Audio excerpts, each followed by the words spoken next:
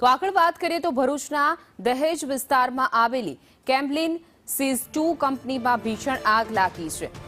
આગની ઘટના સામે આવતા અફરાતફરીનો માહોલ સર્જાયો હતો। આગ લાગતા કાળા ધુમાડાના ગોટા દૂર સુધી જોવા મળ્યા હતા, જેના કારણે સમગ્ર વિસ્તારમાં અફરાતફરીનો માહોલ સર્જાયો હતો। ઘટનાની જાણ થતાં જ દહેજ પોલીસ અને ફાયર વિભાગની ટીમ તાત્કાલિક સ્થળ પર પહોંચી અને આગ પર કાબુ મેળવવાનો પ્રયત્ન હાથ ધરવામાં આવ્યો હતો।